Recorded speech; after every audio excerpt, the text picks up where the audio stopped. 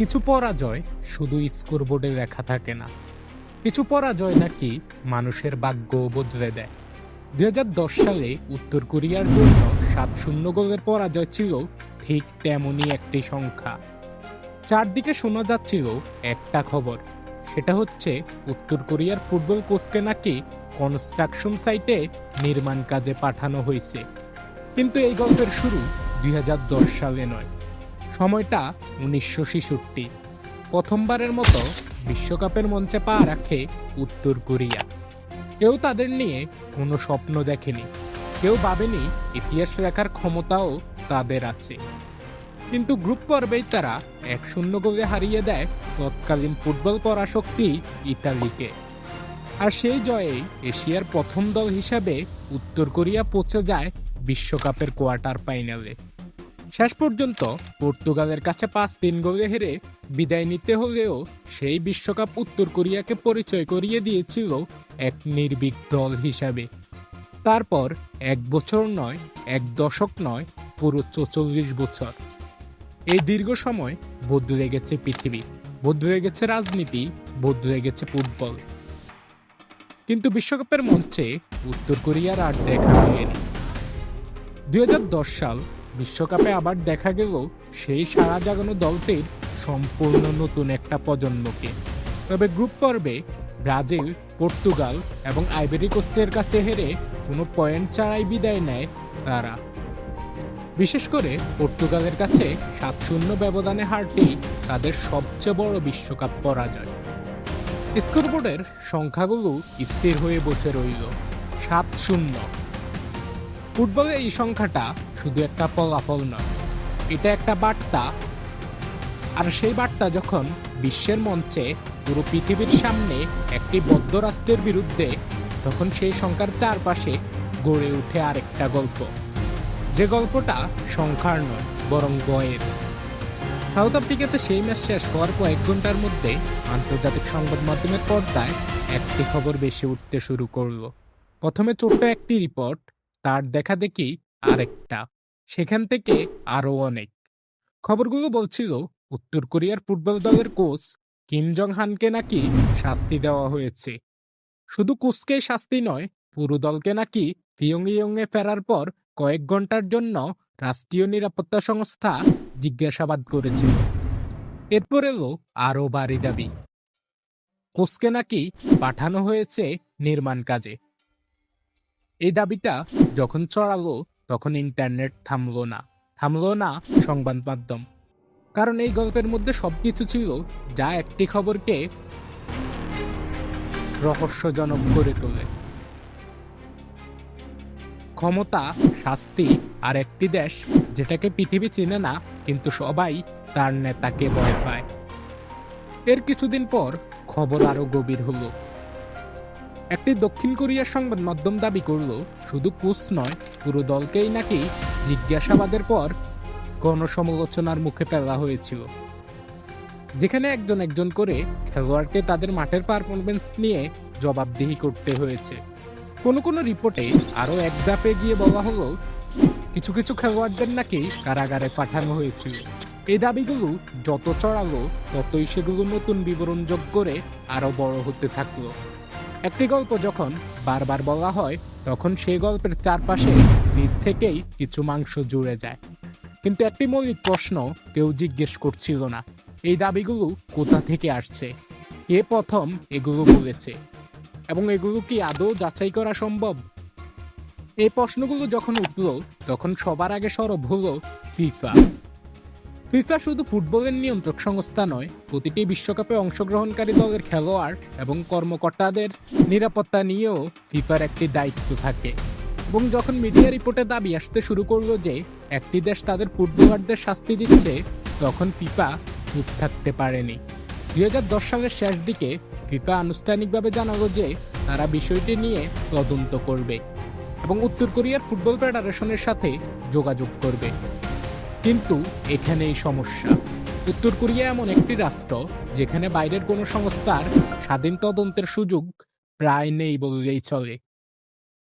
সাংবাদিকরা সেখানে যেতে পারেন না নিজের ইচ্ছায়, তদন্তকারীরা নিজস্বভাবে কারোর সাথে কথা বলতে পারেন না। সমস্ত তথ্য আসে রাষ্ট্রীয় ফিল্টারের মধ্য দিয়ে, অথবা আসে সীমান্ত পেরিয়ে পালিয়ে আসা মানুষদের কাছ থেকে, যাদের বিবরণ অনেক সময় অপ্রমাণযোগ্য কিন্তু অগ্রহণযোগ্য নয়। ফিফা যা জানতে পারল তা হলো কোচ কিম জং হুনকে পরবর্তী সময়ে উত্তর কোরিয়ার ক্রীড়া কার্যক্রমে দৃশ্যমান দেখা গিয়েছিল। তাকে শ্রম শিবিরে পাঠানোর কোনো প্রত্যক্ষ প্রমাণ ফিফা খুঁজে পায়নি। ফিফা আনুষ্ঠানিকভাবে জানালো যেসব দাবি সংবাদ মাধ্যমে ছড়িয়েছে সেগুলো তারা নিশ্চিত করতে পারছে না। এইটুকুই। নিশ্চিত করতে পারছে না মানে এই নয় যে ঘটনাটি ঘটেনি, আবার এই নয় যে ঘটেছে। এই অনিশ্চয়তাই উত্তর কোরিয়া সংক্রান্ত প্রায় সব খবরের স্থায়ী বৈশিষ্ট্য। তাহলে প্রশ্ন হলো, এই গল্পগুলো এত দ্রুত কেন ছড়িয়ে পড়ল? কেন পৃথিবী এত সহজে বিশ্বাস করল? এর উত্তর খুঁজতে হলে ফুটবলের বাইরে যেতে হবে, যেতে হবে মানুষের মনের ভিতরে, আর যেতে হবে গোপনীয়তার সেই অন্ধকারে যেখানে গল্প নিজে নিজে বেড়ে ওঠে। উত্তর কোরিয়া পৃথিবীর অন্যতম বদ্ধ রাষ্ট্র, যেখান থেকে স্বাধীন তথ্য বের হওয়া অত্যন্ত কঠিন। সাধারণ নাগরিকদের নিজস্ব অভিজ্ঞতার কথা বাইরে বলার সুযোগ নেই। যে সামান্য তথ্য বের হয় তার বেশিরভাগ আসে হয় রাষ্ট্রীয় প্রচার মাধ্যম থেকে, যা স্পষ্টতই নিরপেক্ষ নয়, অথবা দেশত্যাগীদের কাছ থেকে, যারা অনেক সময় নিজেদের দেখা এবং শোনা কথা মেলাতে পারেন না সহজে। এই শূন্যতাই আন্তর্জাতিক গণমাধ্যমগুলোর গল্প তৈরির মহড়া হয়ে ওঠে। যখন একটি জায়গা থেকে কোনো সত্যিকারের তথ্য আসে না, তখন মানুষ সেই শূন্যতা পূরণ করে তার নিজের ধারণা দিয়ে, আর সেই ধারণাগুলো প্রায় সেই জায়গা সম্পর্কে আগে থেকে যা বিশ্বাস ছিল তা দিয়েই গড়া।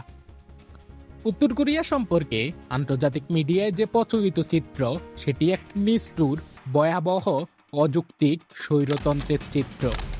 সেই চিত্র পুরোপুরি মিথ্যা নয়, মানবাধিকার সংস্থাগুলোর দীর্ঘ নথিভুক্ত প্রতিবেদন সেটা বলে। কিন্তু সেই চিত্র যখন একটি নির্দিষ্ট গল্পের প্রেমে হয়ে যায়, তখন সেই প্রেমে যে কোনো নতুন ঘটনাকে ঢেলে দেওয়া যায়, প্রমাণ না থাকলেও। একটি দল 7-0 গোলে হেরেছে, এই দেশটির স্বৈরতান্ত্রিক, অতএব কোচকে শাস্তি দেওয়া হয়েছে। এই যুক্তির শৃঙ্খলটা কতটা মজবুত? খুব কমই। কিন্তু এটা বিশ্বাসযোগ্য মনে হয়েছিল কারণ এটা আমাদের আগে থেকে জানা একটি পৃথিবীর সাথে মিলে যাচ্ছিল। সাংবাদিকতার একটি পুরনো সমস্যা এখানে সামনে আসে। যখন একটি দেশ থেকে তথ্য পাওয়া কঠিন, তখন সংবাদ মাধ্যম অনেক সময় সূত্র জানিয়েছে বা রিপোর্টে দাবি করা হয়েছে এই ধরনের ভাষায় এমন তথ্য পরিবেশন করে যা নিজেরাই যাচাই করতে পারেনি। এই ভাষাগুলো প্রযুক্তিগতভাবে সম্পূর্ণ সৎ, কারণ তারা নিজেরা দাবি করছে না, তারা অন্যের দাবি উদ্ধৃত করছে। কিন্তু পাঠকের মন এই সূক্ষ্মতা ধরে না। সূত্র জানিয়েছে কোচকে নির্মাণ সাইটে পাঠানো হয়েছে, এই বাক্যটা মনে থাকে, সূত্র শব্দটা মনে থাকে না। এভাবেই একটি যাচাইহীন দাবি যখন যথেষ্ট সংবাদ মাধ্যমে যথেষ্টবার উদ্ধৃত হয়, তখন একটি অদ্ভুত রূপান্তর ঘটে। সেটা সত্য হয়ে যায় না, কিন্তু সেটা সবাই জানে, এর মতো একটা অনুভূতি তৈরি করে। ইতিহাস এই ধরনের পরিণতিতে ভরা। অনেক অভিযোগ যা কখনো প্রমাণিত হয়নি, আজ সবাই জানে সেটাকে সত্য হিসেবে। আর অনেক সত্য যা প্রমাণিত, সেটা হয়তো পরিচিত নয়, কারণ সেটা আমাদের আগে থেকে বিশ্বাস করা গল্পের সাথে মিলে না। উত্তর কোরিয়ার 2010 বিশ্বকাপের পরবর্তী ঘটনাগুলো এই সমস্যার একটি পরিষ্কার উদাহরণ। এই প্রসঙ্গে একটি বিষয় আলাদাভাবে বলা দরকার।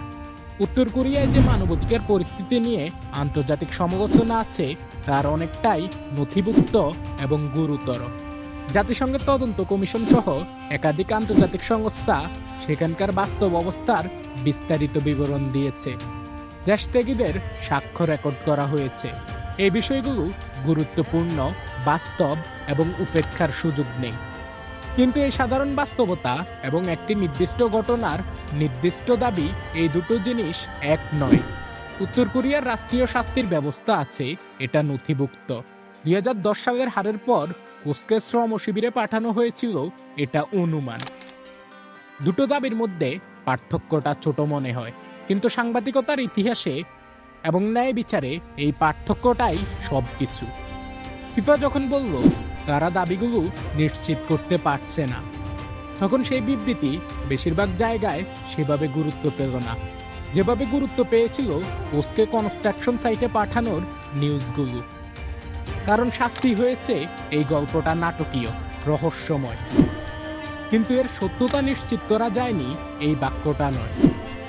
এবং তাই বছরের পর বছর পরেও যদি কেউ 2010 বিশ্বকাপের পরে উত্তর কোরিয়া দলের কি হয়েছিল জানতে চান, তাহলে ইন্টারনেটের অনেক কোণে এখনো সেই পুরনো দাবিগুলোই মিলবে, যেন সেগুলো প্রমাণিত ইতিহাস। কিন্তু এই পুরো বিষয়টার মাঝখানে একটি মানবিক সত্য আছে, যেটা প্রায় আড়ালে পড়ে যায়। সেই খেলোয়াড়রা যারা 2010 সালে মাঠে ছিলেন, তারা মানুষ ছিলেন, তারা ফুটবলকে জান প্রাণ দিয়ে ভালোবাসতেন।